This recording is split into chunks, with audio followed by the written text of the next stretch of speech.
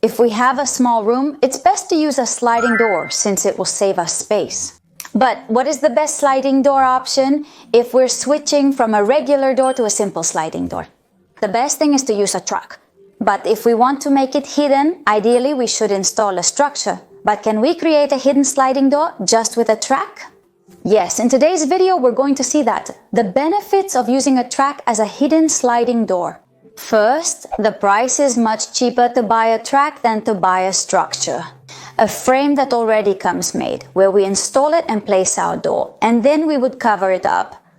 And second, and for me the most important one, would be the issue of transportation. Unless you have a van, you'll have to pay for transportation, and this will make the installation even more expensive. The guide rail, even though it's quite long, is usually sold in fairly long pieces, but it fits perfectly in a standard car, so we can transport it easily. And they are generally very affordable.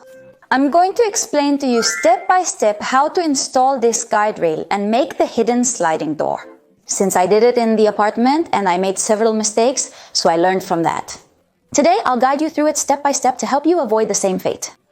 The first thing I did was buy this guide, which I bought at Bauhaus. It cost me 63 euros. I transported it in my own car, as I mentioned before, and I took it to the apartment. The bathroom we have in the apartment isn't exactly tiny, but it is quite narrow. Because when you add the shower, you end up with less space to move around. So I thought that ideally by using a sliding door, there would be much more free space, and besides it wouldn't get in the way when we go into the shower. So I was pretty sure about the sliding door. The question was whether to make it hidden or visible. If I made it visible, it would have to slide outside the bathroom, and if I made it hidden, it could slide inside. But if it slid inside, it had to be hidden, because if it ended up inside the shower, it could get wet and get damaged. If I slid it outside, it was a good option, but it took up a lot of space in the hallway.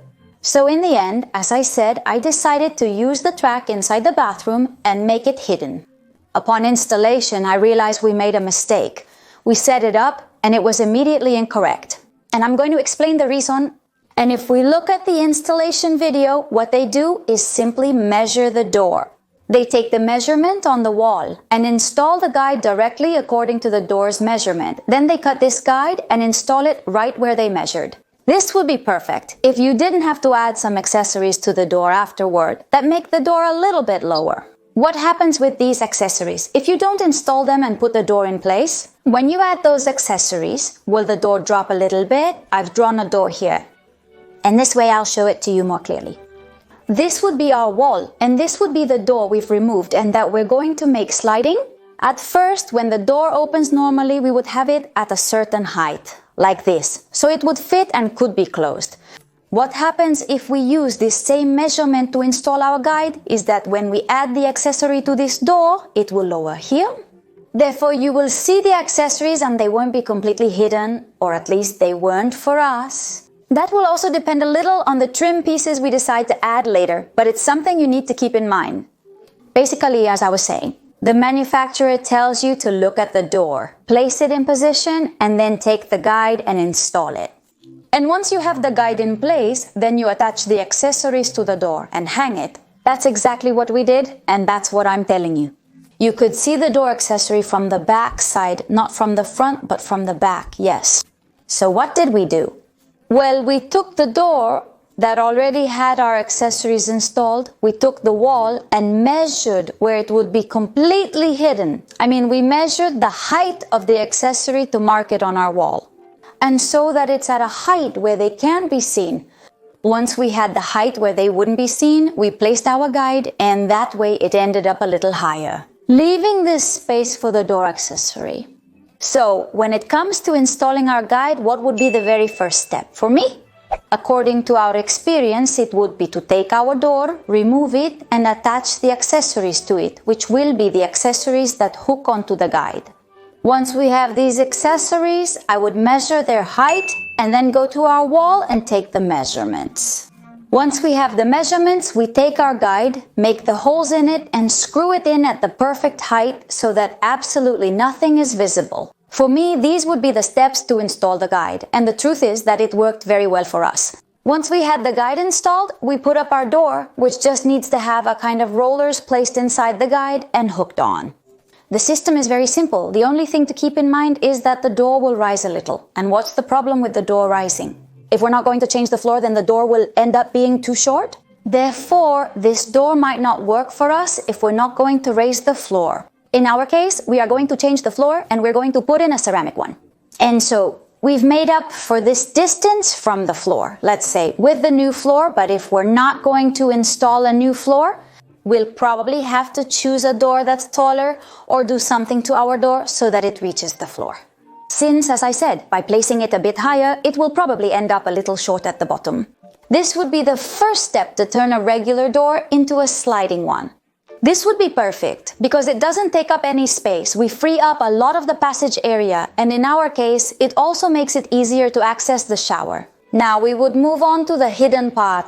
I'm telling you, in case we want to make a hidden door, most of the time a structure is used. They sell this structure both ready to install in drywall and for installing in regular walls. In this case, we were going to use construction panels, so ideally we should have used one prepared for a drywall structure. The price of these structures is usually around 130 euros, plus shipping. In our case, it was more complicated because we don't live where we're doing the renovation. So when they deliver it, you might not be there. And well, everything just gets a lot more complicated. So what we thought was to create a structure using drywall metal studs, imitating the structure that is usually bought, in this case for hidden doors. Here came our second mistake, which was that we wanted it to be as narrow as possible. And so what we did was place a channel on the floor, a channel on the ceiling, and a channel on the wall. We thought installing the panel would be straightforward, but encountered two issues. The first was stability. Even though they were construction panels and not drywall, meaning construction panels are much sturdier and can withstand a lot more wear and tear. Unlike drywall, even though these are construction panels, there wasn't enough stability. I mean, if someone leaned on it, hit it, kicked it or whatever, it probably would have broken. So here we already found the first problem, how little stability it had. The second problem is that if we screwed the construction panels to the channel, the screw would go through and reach the door, so it couldn't be done. That was completely ruled out. So what did we think? Well, to make a double wall at the front, that is, we installed another channel on the floor right in front of the door, on the ceiling and on the wall. And we lowered the studs. So these studs already had enough strength to support this wall and make it a sturdy wall. Enough so that when you get into the shower, if you bump into it or lean on it or whatever, it's sturdy enough. This had a minor drawback that I wasn't fully convinced about, but I'll explain it so you can consider it. Since we covered everything with panels and we only had this part of the door left, what happened was that when you pulled it a little forward, there was a corner. Let's say the door stuck out and then sank inward. If we had foreseen this before, we would have made the wall stick out a little more and everything would have been at the same level. But since we realized it a little later, there was this slight slope left. It's not like it was very noticeable, it wasn't a big deal either. But you know, since you're already doing it and everything, you want it to turn out as good as possible. Oh, it scares me so much. Do you want it to turn out as good as possible? And so, if you keep these things in mind ahead of time before you start doing them, it's even better. So, in our case, we left this slight tilt. You can see the wall leans out a little. It's not very noticeable, but we could have avoided it. So for this second mistake, we need to have a good idea of where we're going to place it. Honestly, if I had to do it again, I would start with the sliding door. I would do the sliding door, then the front part, cover it up, and then do the rest. This ensures everything will be level and at a consistent height. A disadvantage of having everything at the same height is that it reduces available space. In our case, since the bathroom is small, any space you can save is definitely better. But if the room isn't that tiny, then having everything at the same height will always look better. And this would be a bit about the sliding door, how we should install it, at least based on our experience. What are the steps and little tricks that we've followed? And this would be the final result of our door.